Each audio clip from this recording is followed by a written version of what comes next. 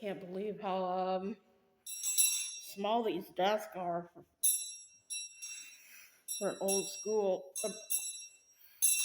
You could be in the school was sold after it closed in 1948 and moved about 1 mile to the Wayland Farm, where it was used as a garage shop for over 50 years. The picture on the left was taken in 2003 on the farm before renovation. The picture on the right shows Freeman School when moving and restoration efforts. So this is an Easley school, closed in 48, huh? Freeman School. Freeman School, sorry.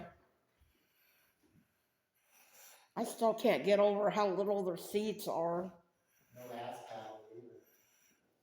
Well, evidently they didn't have fat asses like me back then. No, I'm saying paddle. Oh, yeah.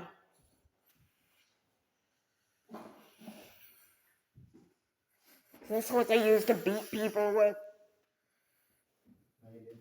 It'd be like rope paddle. I could see my dad in the 40 school in Canton getting his ass spanked by a paddle because he did something dumb.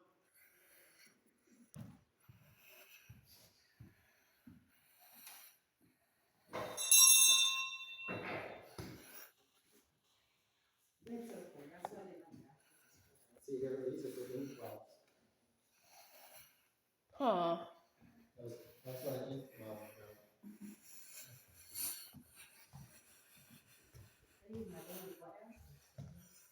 Wow, back when they could have God in the country listed in schools.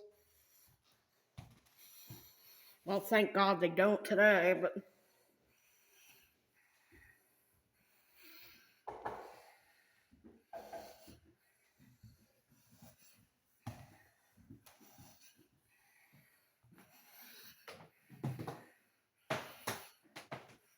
old lunch box.